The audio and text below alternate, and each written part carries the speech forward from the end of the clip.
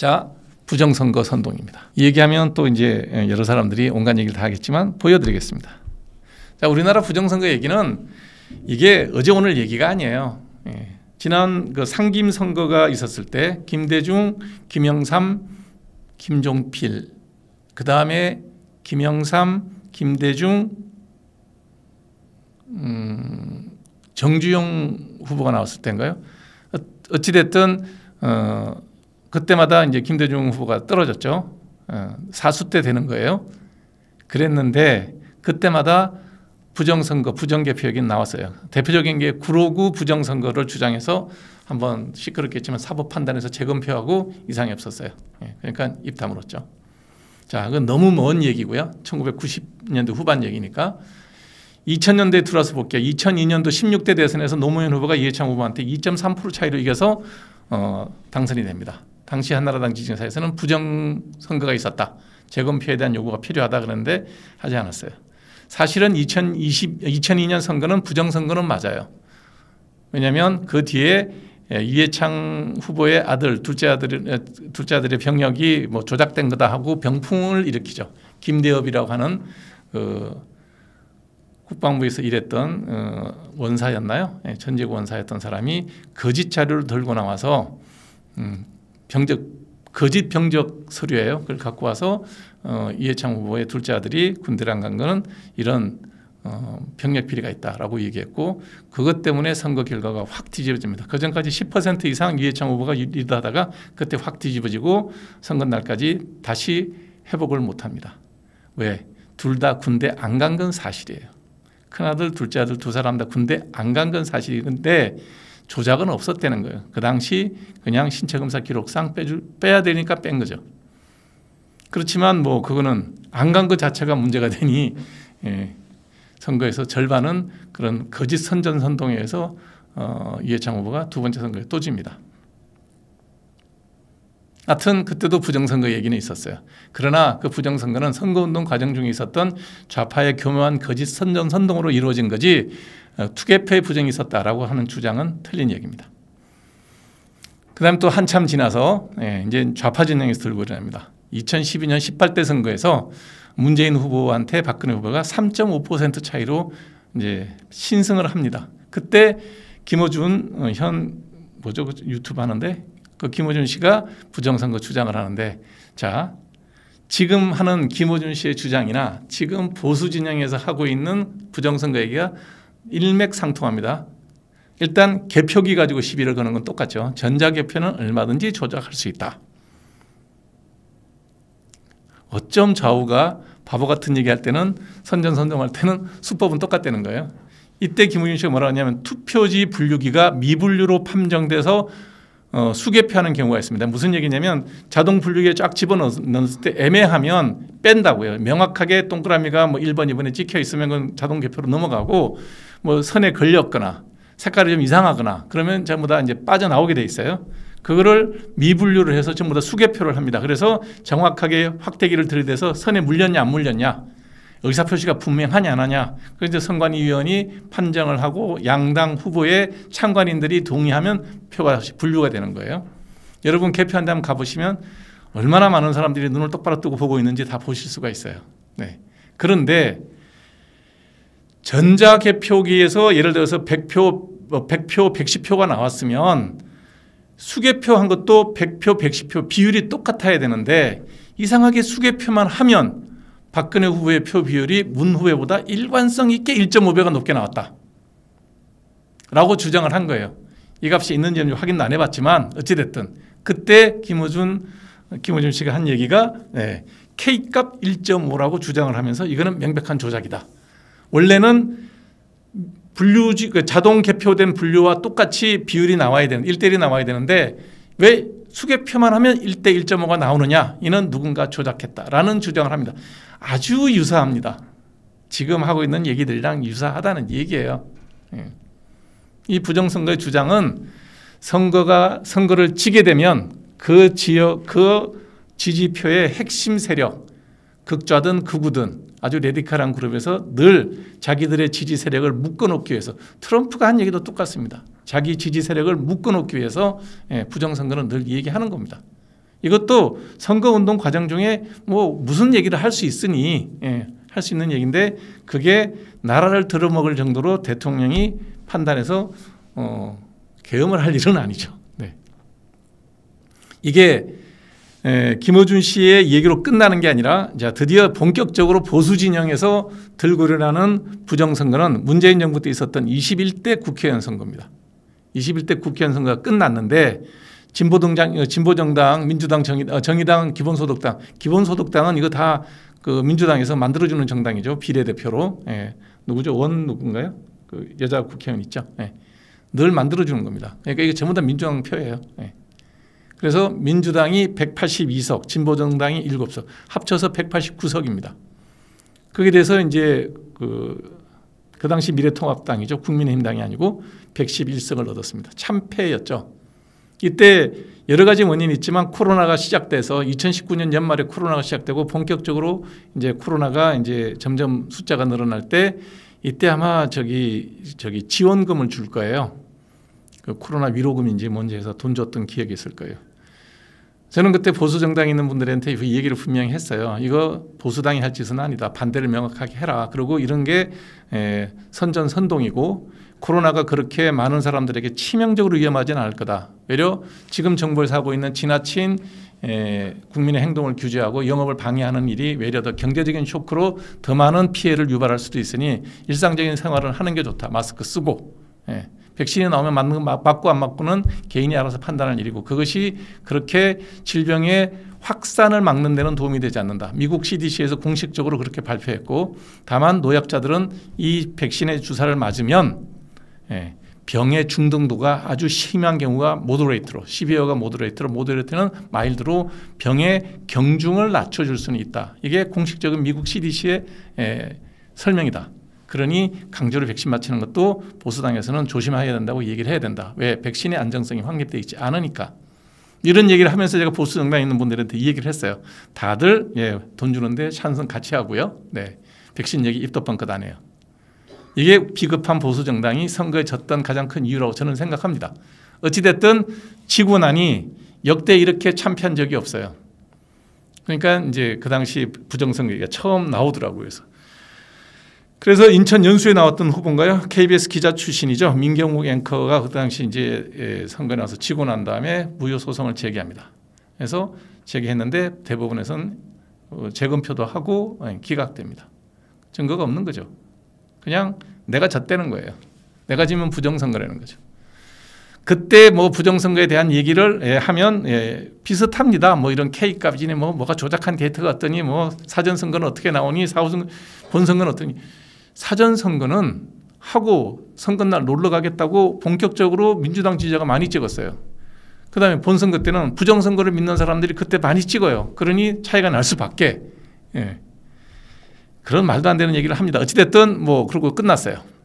21대 국회의원 선거는 지나갔어요. 부정선거 조용할 줄 알았어요. 자, 20대 대통령 선거 때입니다. 결과 한번 보시면 0.73%인가 뭐 그래서 국민의힘의 윤석열 후보가 정말 간발의 차이로 이깁니다.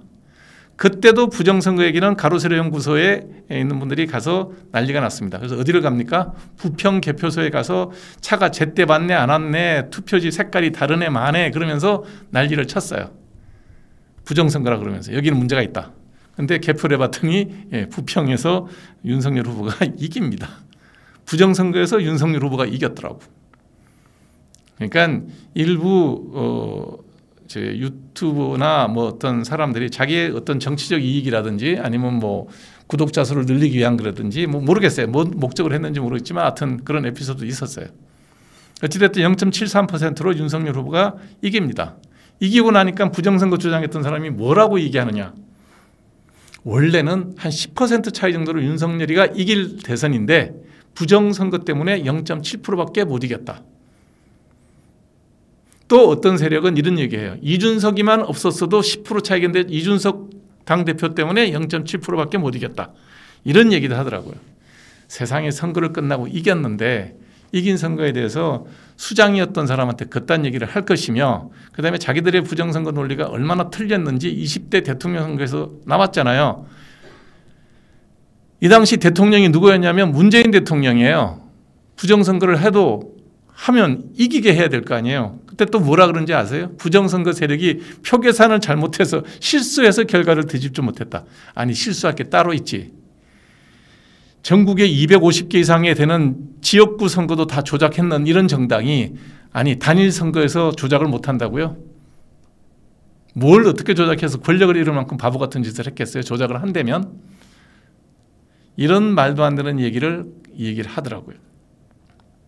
부정선거에서 선거를 집니까? 자, 22대 국회의원 선거가 벌어졌습니다. 22대 지난번 4월 총선에서는 국민의힘이 어지간하면 뭐 반반은 할 수 있는 선거였어요. 기본적으로. 워낙 이재명 민주당 대표가 본인의 안위를 위해서 친이 세력을 구축했기 때문에 정통 민주당 후보들을 많이 제거했습니다. 예. 비명 행사라 그랬죠. 예. 이재명을 지지하려면 전부 다 공천에서 탈락시켰습니다. 그렇기 때문에 국민의힘에서 어느 정도 정상적인 공천만 했다면, 그리고 민주당에서 요구했던 합리적인 주장, 그러니까 김건희 여사의 특검이라든지 최상병 사망 사건에 대한 특검 정도는 선거 때 받아주면 되죠. 제가 있으면 나올 거고 제가 없으면 무죄가 나올 거니 특검은 수사한테 받아들이겠다라고 한동훈 대표가 한마디만 하고 선거 치렀으면 지난번 비명 행사 공천 때문에 수도권에서 이렇게 참패할 일이 별로 없었어요. 근데 끝까지 버티고 한동훈 대표는 서천에 내려가서 진로 화를 많이 내신 경로하신 대통령 앞에서 90도 허리를 숙이면서 눈밭에서 30분을 기다리는 그런 이벤트를 하고 난 다음에 선거는 끝났죠. 수도권 선거는 그걸로 끝났습니다. 하여튼 그래서 정말 박살이 납니다. 108석을 넣습니다. 지난번 21대 국회보다도 더 표를 많이 잃었습니다. 108석 똑같나? 111석이니까 3석 줄었죠. 예. 그러고 나니 이게 문제가 됐던 이유는 뭐냐면 계엄 때문에 문제가 벌어진 겁니다. 윤석열 전 대통령이 2024년 8개월 뒤에 12월 3일 화요일입니다. 저는 정확하게 기억합니다. 계엄 당시에 제가 유튜브를 라이브로 하고 있어가지고 그때 그래서 상황을 기억하죠. 계엄을 선포하면서 그 이유 중에 하나가 부정선거 의혹을 얘기를 합니다. 그래서 이게 또 다시 문제가 되는데 부정선거의 증거는 너무나 많고 이를 가능케 하는 선관위의 엉터리 시스템도 다 드러났다. 드러났으면 선관위원장을 누가 임명했어요? 뭐 사법부의 그 대법원 판사 중에 한 명이 하니까 마음에 안 들었다고 치지만 그 밑에 행정적으로 많은 사람은 본인이 또 사무총장 같은 임명할 수 있을 텐데 뭐 했는지, 왜 본인이 권력 갖고 있을 땐 부정선거를 조사를 안 하다가 선거에 지고 나니 부정선거가 갑자기 생각나나요? 하여튼 그걸 이유로 쿠데타 뭐 7가지 계엄령 선거 선포에 기억나는 건 2가지입니다. 네, 하나는 의사들이 그 2,000명 정원하는 거 반대했다고 복귀하지 않으면 처단하겠다는 그 대목이 기억나고요. 그 다음에 선관위의 부정선거 얘기를 하는 그 2가지를 보고 제가 배꼽을 잡고 웃었습니다. 세상에 이런 걸로 계엄을 하냐고. 행정권력으로 해결할 수 있는 문제인데. 하여튼 그게 문제가 돼서 이제 탄핵 소추가 제기가 되고 탄핵 결정문에 보면 이런 말이 나옵니다. 중앙선관위는 제22대 국회의원 선거 전에 그전에 문제가 됐던 보안의 취약점에 대해서 대부분 조치하였다고 발표를 하였으며 사전투표, 우편투표함의 보관장소 CCTV를 24시간 공개하고 개표 과정에 수검표 제도를 완전히 도입하는 등의 대책을 마련하였다는 점에서 피청구인 윤석열의 주장은 타당하다고 볼 수 없습니다. 라고 탄핵 결정문에서 얘기를 합니다.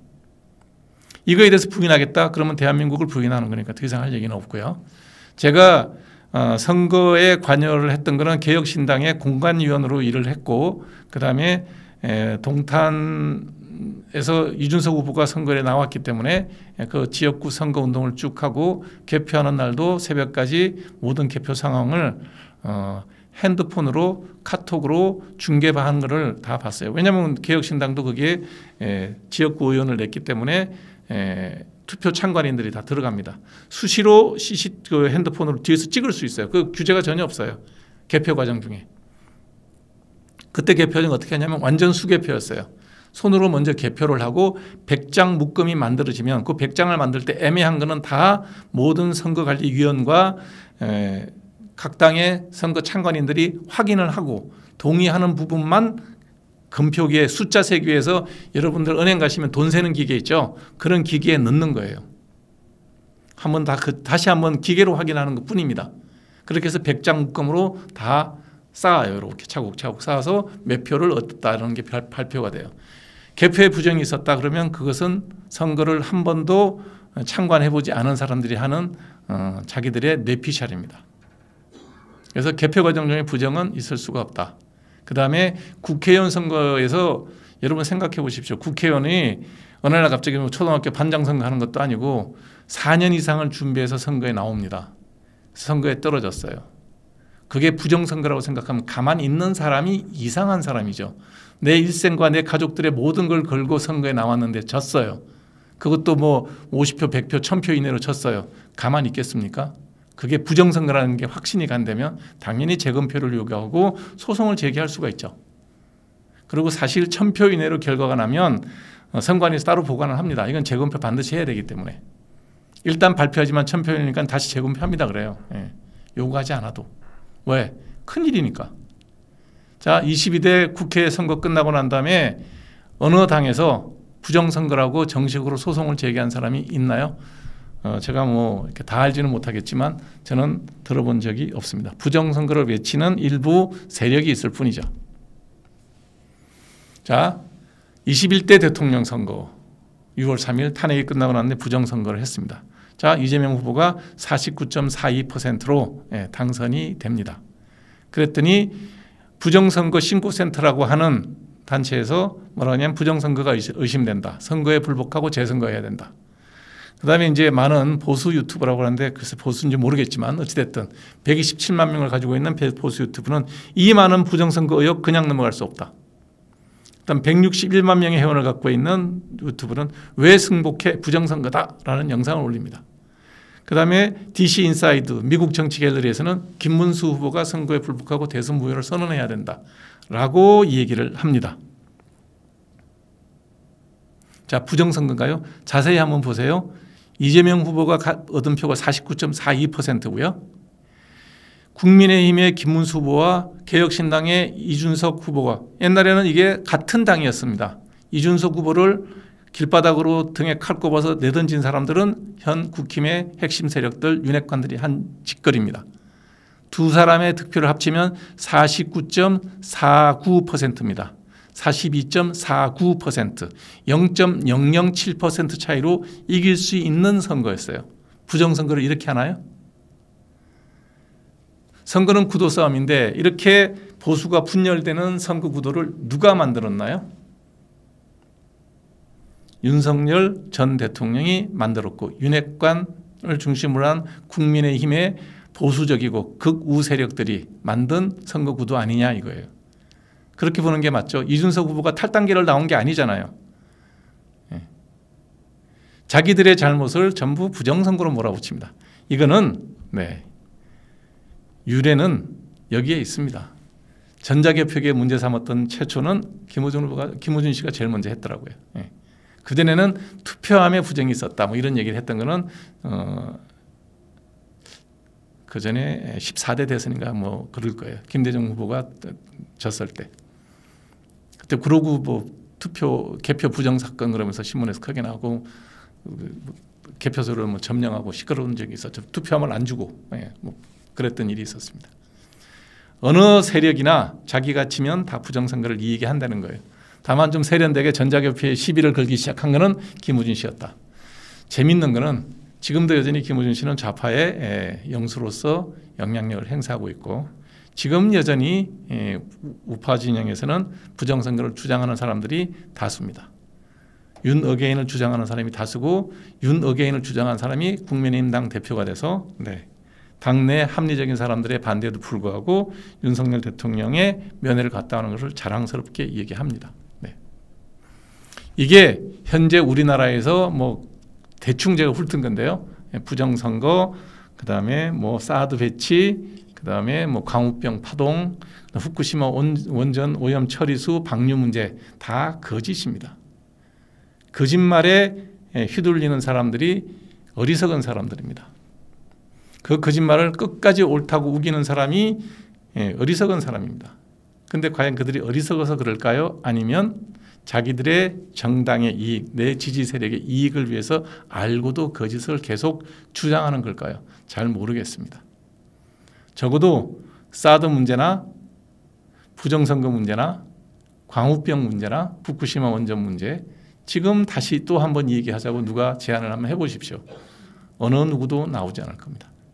제가 후쿠시마 원전 오염 사태 때 어느 대학교, 국립서울대학교 원자력공학과 교수님이 나와서 했던 얘기를 들으면서 배꼽을 잡고 웃었습니다.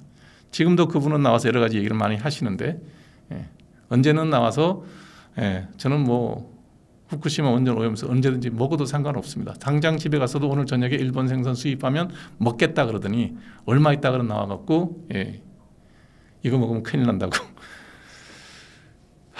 과학적 진실이 뭐 두세 달 사이 바뀌는지는 모르겠습니다.